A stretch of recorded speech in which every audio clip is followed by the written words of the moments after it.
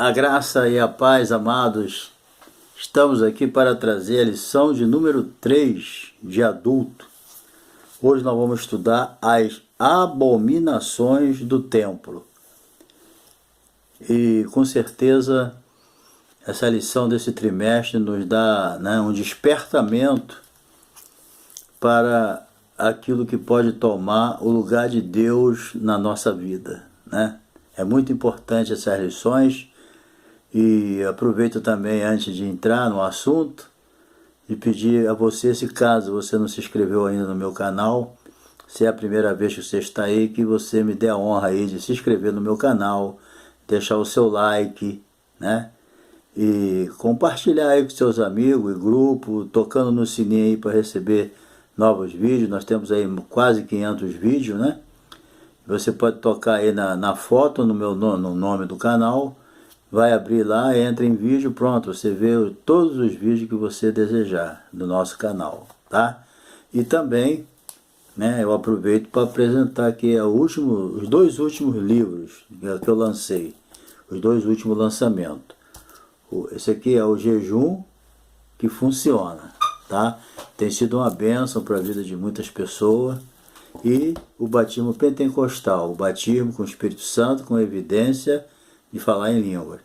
Esse livro aí tu pode adquirir, pelo zap. Você pode, meu zap está aí, 992 994 62 7762, É 21, Rio de Janeiro, vou repetir, 21, Rio de Janeiro, 994 62 7762, Tá aí na descrição também, ok? Aí você querendo, liga para mim, ou pelo zap, ou pelo Instagram, ou pelo Face, e pelo correio, esse livro vai chegar na sua mão. Se comunica comigo aí, que chega aí na sua mão rapidinho pelo correio. Tenho enviado aí para o Nordeste, para o Sul, Sudeste, qualquer lugar, Rio de Janeiro também, qualquer lugar a gente tá chegando aí, e o pessoal tem gostado do livro, que tem sido bênção para a vida deles, tá bom? Então vamos aqui para a nossa lição 3, as abominações do templo. O nosso texto áureo está em Ezequiel 8, verso 6. E a verdade prática, que é a síntese da nossa lição, fala: o lugar mais sagrado da Terra Santa, se tornou o centro das abominações, e isso serve como prenúncio da apostasia generalizada do final dos tempos. Assim como aconteceu naquele tempo, pode acontecer hoje também. Está aí um prenúncio do que o que está acontecendo, e o mundo está sendo preparado para isso, As pessoas cada dia se tornam mais rebeldes, mais se afastam de Deus. Então nós vamos estudar sobre a idolatria. A idolatria, ela leva o ser humano, até mesmo uma nação, a ruína moral, espiritual, entendeu? Por isso que essa lição está trazendo um alerta para nós, porque a idolatria, ela pode destruir uma família, uma vida, uma nação, entendeu? Então a idolatria é uma coisa fascinante, que fascina as pessoas. Mas Paulo escreveu que por trás dos ídolos está os demônios. Por isso que as pessoas ficam fascinadas, certo? Então nós vamos estudar aqui o livro de Ezequiel. Deus revelou ao profeta Ezequiel a respeito dessas abominações que estavam acontecendo no templo. Aí você me pergunta, quem eram os idólatras? Eram as nações pagãs? Não, era o povo de Deus, que estavam vivendo o quê? No sincretismo religioso. Adorava a Deus e adorava ao mesmo tempo as estátuas, os deuses que eles criavam, Então é uma coisa horrível, que nós estamos vendo aqui, que a idolatria, ela traz uma ruína generalizada, moral, espiritual, mental. Ela torna o sujeito decadente, Então Ezequiel é um livro que traz também muitas características do Apocalipse, muito símbolo, Você, quando estuda o livro de Apocalipse, comparando com Ezequiel, é muita simbologia, né? Trata de muitos sonhos, visões, mas é um livro que é caracterizado, né, para mostrar realmente de uma forma bem clara a destruição que a idolatria trouxe para o reino de Israel, né? A idolatria ela é uma afronta a Deus, entendeu? As pessoas não param para pensar, mas na verdade a idolatria é isso. Então, dentre várias visões, né, que o profeta teve, nós já vamos entrar aqui na parte da lição, né? O capítulo 8 introduz uma nova visão, porque Ezequiel ele teve visões anteriores com a glória de Deus, né? Teve essas visões, mas agora nós vamos ver aqui, né, nessa visão não foi da glória de Deus, é uma visão que foram vistas por ele a abominações praticadas onde? Na rua, lá no centro? Não, no templo de Deus. Veja que absurdo, né? Veja o que a idolatria faz, a cegueira espiritual. É por isso que o apóstolo Paulo escreveu, né, que o diabo, o Deus desse século, ele cegou o entendimento das pessoas. Não só dos incrédulos, mas dos abomináveis, dos apóstatas, né? Que eles não viam o sacrilégio que eles estavam cometendo, a profanação, trazer para o templo de Deus, o povo de Deus, trazer para o templo de Deus a idolatria, né? Conforme nós estamos vendo aqui nessa lição. Então, Ezequiel aqui não viu a glória de Deus, ele viu uma coisa horrível que ele jamais gostaria de ver, né? Tudo praticado no templo, o que justifica a razão da ira divina. Por isso que Deus estava irado com o abuso, né? Com o abuso de trazer para o templo a idolatria, entendeu? Os deuses. Quer dizer, aí Deus prometeu que o juízo, mas como sempre nós dizemos, o juízo vem como um meio de despertamento, para ver se o cara, vem o juízo, aí acorda, vou largar a idolatria, vou me converter, vou voltar para Deus. Mas não, eles ficavam mais irados ainda, entendeu? Então o mal veio, entendeu? Então a gente vê aí que se cumpriu tudo por causa disso. Então essa visão ela era tanto para o futuro como para o presente, né? Porque ela se relaciona com os acontecimentos contemporâneos de Ezequiel. Mas isso não exclui o futurismo. Quer dizer, as coisas se repetem, né? Tudo que estava acontecendo naquele momento, com certeza futuramente ia se repetindo, né? Até que Israel se tornasse realmente, a tribo de Judá principalmente, liberto, né, da idolatria, como se tornou no tempo de Jesus. Então, as visões das abominações, parte 2 aqui, do templo. Então, a visão do capítulo 8 destoa das demais visões. Por quê? Porque ele foi levantado pelo Espírito Santo entre o céu e a terra e levado numa visão a Jerusalém. Porque, o que acontece? Ele já estava em Jerusalém, ele já estava em Babilônia, porque Ezequiel ele foi levado na primeira parte, junto com Daniel, ele foi levado para a Babilônia, entendeu?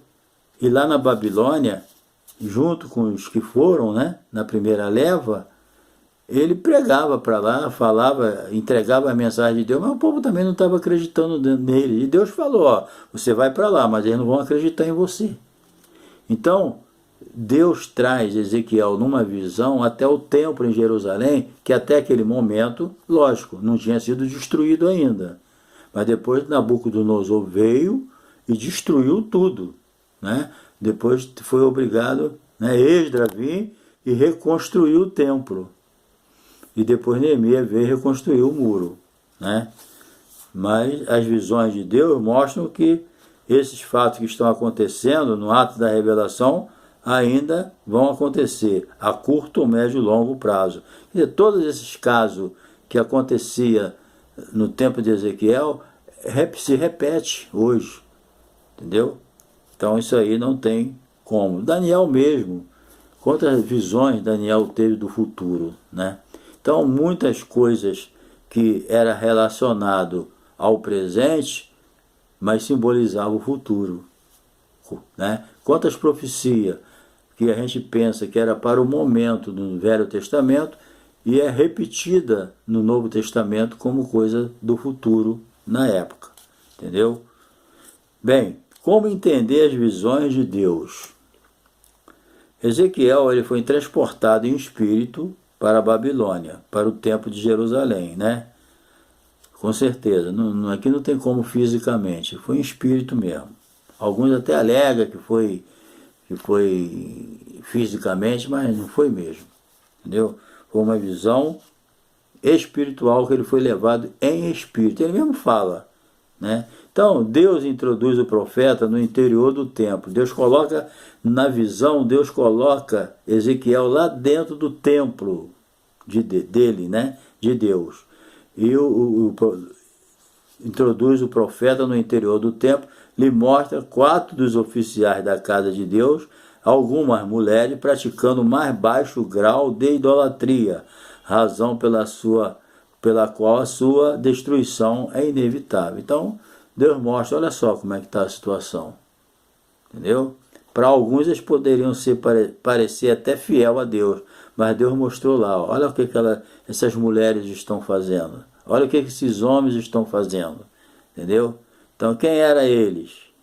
Eram os guardas de lá, os responsáveis, entendeu? Então vamos aqui para a parte 2. Então isso aqui para você ver como é que estava a situação. Deus destruiu tudo, por quê? Porque a situação era essa, não havia mais respeito, não havia mais zelo, entendeu? Eles viraram as costas mesmo para Deus. Então esse castigo de levar eles para a Babilônia tinha a sua razão, porque eles não estavam mais respeitando a Deus. Então Deus teve que curar eles dessa forma, porque depois também, no tempo de Jesus, a idolatria não fazia mais parte da vida do povo de Deus, né? Então vamos aqui sobre as abominações, parte 1. As imagens de ciúme.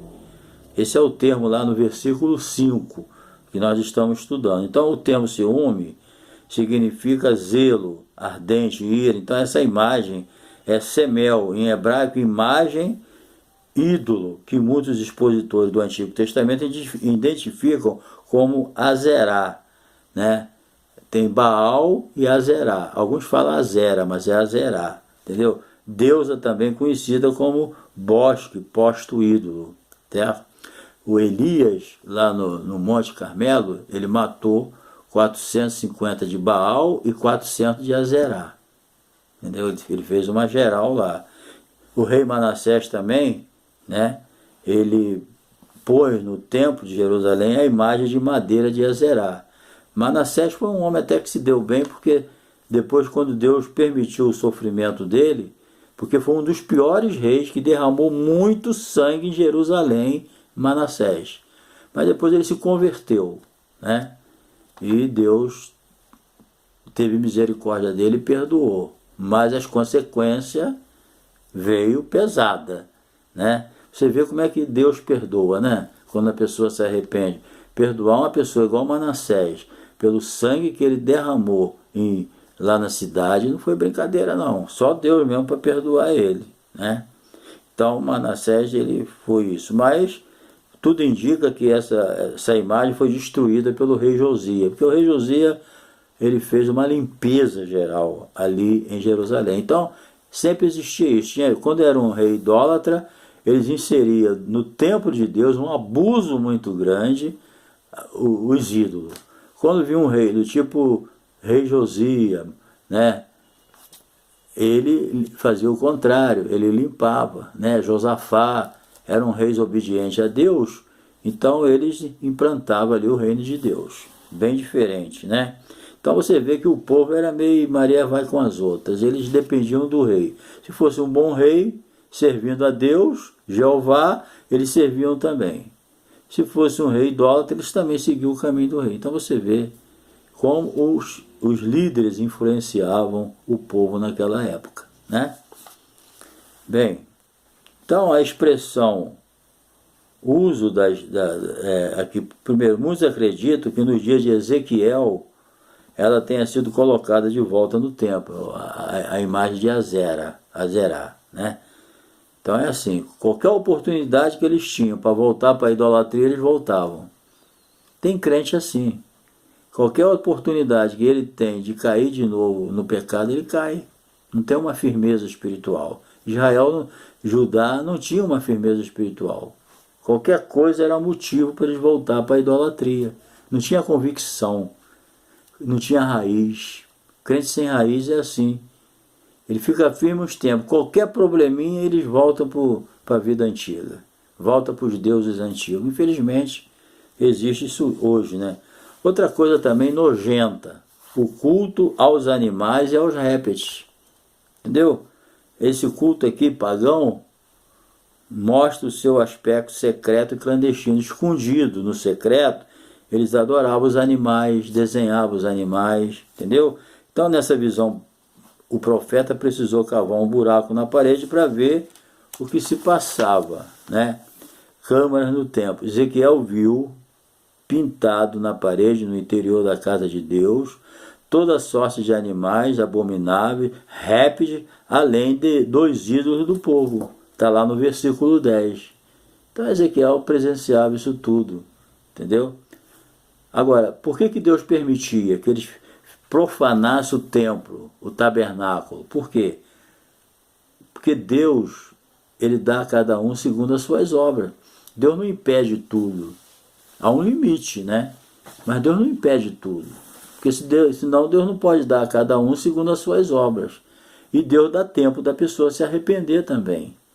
Entendeu? Deus é aquele parece que ele não tá nem ligando, não, ele está dando tempo da pessoa se arrepender.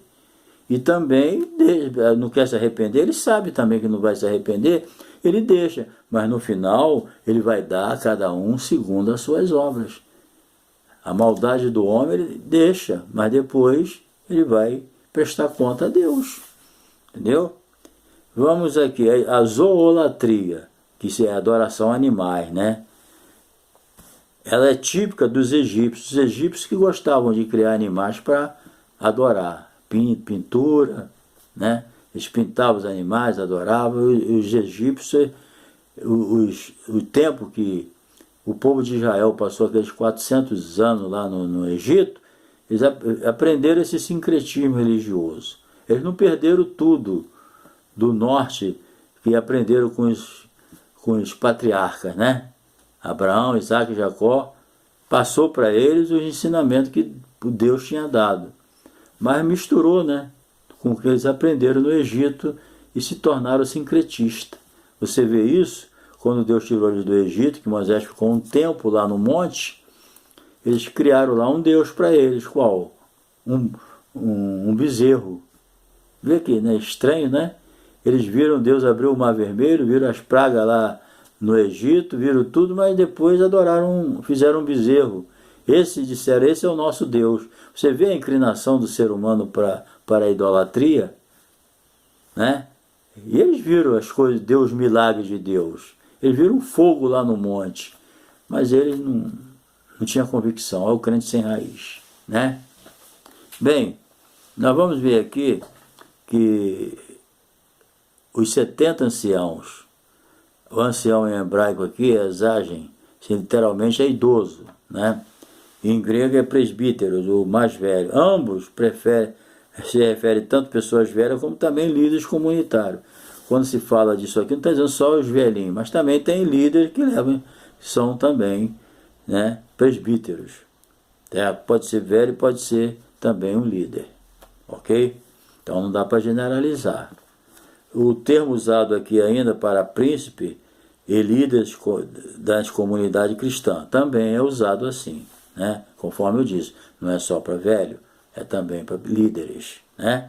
Então, não se tem informação detalhada sobre os 70, ok? Não se tem. Então nós vamos aqui para a parte número 3. Sobre abominações, o ritual de Tammuz. Tammuz era uma divindade babilônica de origem suméria, deus da vegetação e dos rebanhos. Então, a crença pagã era que ele ficava... Olha só que absurdo, né?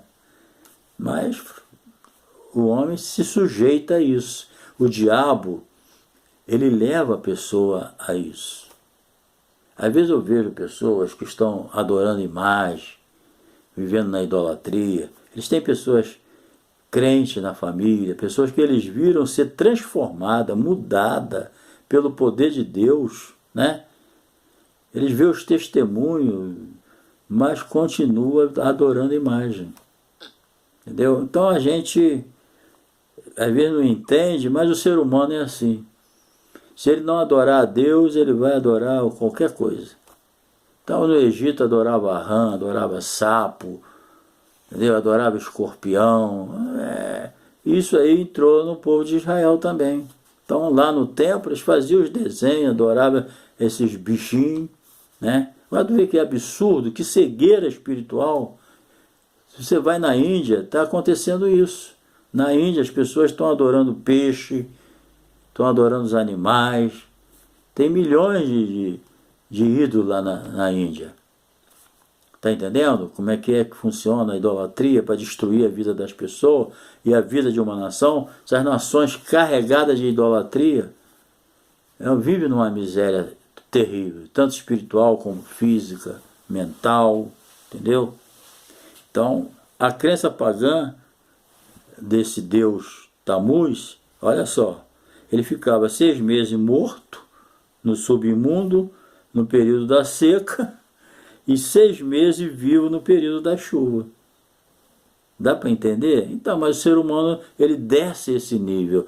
Isso aí é o que o diabo faz com as pessoas, na idolatria. Entendeu? Então, assim era realizado anualmente um ritual. Para quê? Um ritual de lamento pelas carpideiras, em favor de Tamuz. Para quê? Ele é Deus, mas está dormindo, precisa ser acordado.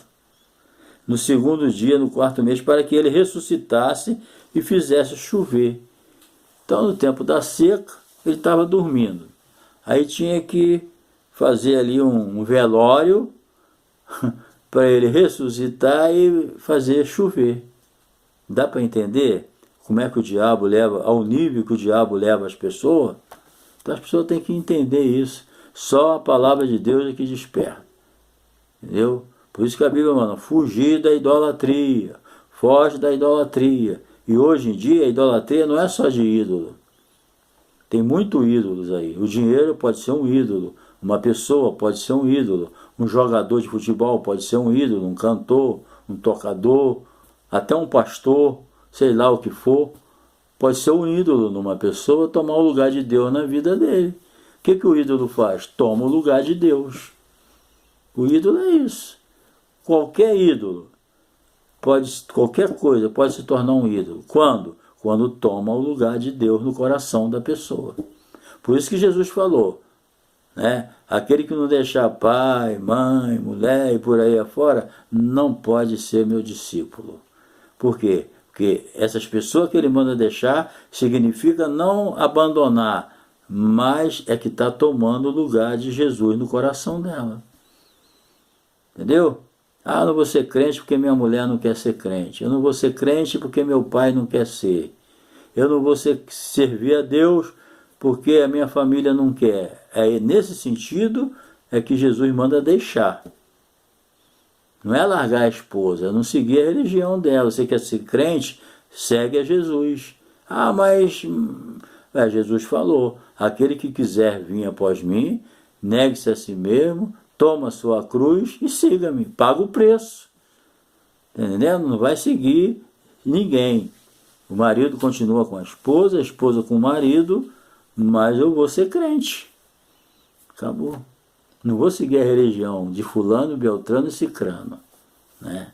Então é o cuidado que a gente tem que ter. Então parece que essas mulheres, né, que estavam envolvidas num culto sincrético, né, que ficava chorando lá para fazer as pessoas chorar, né, elas eram profissionais, né? As carpideiras, elas eram pranteadoras, ficavam pranteando, chorando, né? Eram profissionais cuja função era lamentar nos velórios, ficar chorando nos velórios, nos enterros, para fazer com que as outras pessoas chorassem também. Tem pessoa que vê alguém chorando, chora também, né? Então essas profissionais ganhavam para chorar nesses ambientes tristes, para levar as outras pessoas a chorarem também e fazer um ambiente generalizadamente triste. Entendeu? Então elas também faziam isso para acordar esse deus Tammuz que estava dormindo e a seca estava lá, aí ele acordando ele ia fazer chover. Aí dorme com um barulho desse, né? Então, parece que essas mulheres envolvidas, né, num culto sincrético, visto que é visão, né? Essa foi a visão que ele teve no 8.1. Era uma adoração a Javé e ao mesmo tempo a Tammuz. Então, veja bem, ao sincretismo aí, eles adoravam a Deus e ao mesmo tempo adoravam esse Tammuz. Veja que tristeza. Aí Deus aturava tudo isso, dando tempo para ele se arrepender, enviando o profeta, né? Mas eles não se arrependeram. Então os hebreus, depois do cativeiro babilônico, né, deram ao 4º mês esse nome religioso. Então vamos ver aqui, adoradores do sol. Então Ezequiel aqui ele mostra 25 homens de costa para o templo, virado para o oriente, adorando o sol. Veja, pode, em vez de adorar o Criador, estava adorando a criação. Né? E tudo, mas quem eram essas criaturas? O povo de Deus. Se fosse as nações pagãs, tudo bem, mas era o próprio povo de Deus que estava virando as costas para Deus e adorando o sol. Vê que tristeza, veja como é que a idolatria cega, né? Poxa, se fosse um povo pagão, tudo bem, eles foram criados nessa situação, agora o povo de Deus, então você vê que isso era uma afronta a Deus. Então, Moisés já vinha alertado sobre essa idolatria, está lá em Deuteronômio 4,19, entendeu? Então havia no Egito o tempo do sol, entendeu? Então é um cuidado que a gente tem. O termo traduzido era Heliópolis, na Septuaginta vinda do grego, Heliopólios, cidade do sol. Então se você não sabia, né, o significado da palavra Heliópolis, agora você está sabendo, casa do sol, ok? Se você mora em alguma cidade chamada Heliópolis, você está morando na casa do sol, tá? Bem, todo esse ritual que nós estamos falando aqui, as falsas divindades, né, inventadas por eles, através de Satanás, revela apostasia generalizada. Todo o sistema, gente, estava corrompido, não havia outro remédio senão a destruição do templo da cidade. O sistema todo se corrompeu, não tinha mais jeito. O jeito que tinha era destruir o templo. E Israel, ou o povo de Judá, eles nunca imaginavam que Deus ia destruir um templo bonito daquele, uma coisa que Deus é preso a essas coisas. Entendeu? Então, ali só tinha um remédio, destruição total. E foi o que Deus fez. Tem coisa na vida da gente que não tem como remediar, não tem como quebrar um galho. Tem coisa na vida de um pecador que para ele ser crente, aceitar Jesus, ele tem que destruir aquilo na vida dele, abandonar de vez e vir para Jesus. Não dá para vir para a igreja com a sacola cheia de pecados, não, tem que deixar tudo lá. Tem que destruir tudo, entendeu? É isso aí que a gente tem que fazer. Então, todo o sistema estava corrompido, só tinha um jeito, destruição total. E Deus usou Nabucodonosor para fazer essa destruição.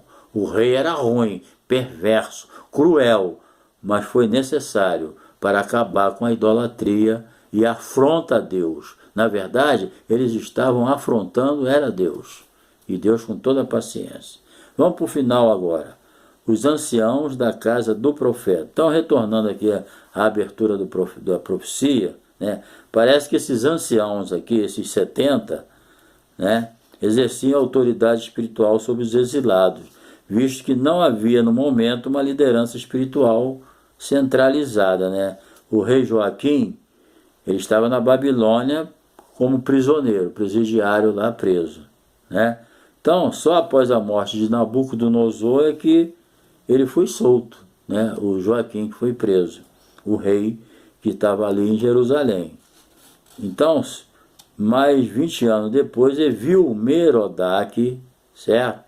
Que sucedeu o trono de Nabucodonosor, libertou Joaquim, né? Mudou sua roupa de presidiário e botou ele na posição que ele desejou.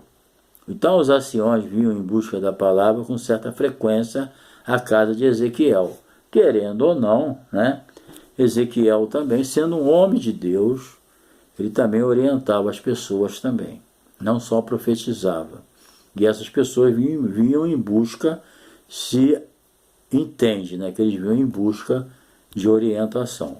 Então, encerrando, no entanto, há quem afirme que não fazia parte dessa ala dos fiéis, os 70, né, mas que procuravam Ezequiel para se manter informado, ou seja, não vinham buscar informações religiosas, vinham apenas saber o que está acontecendo, ser bem informado, né?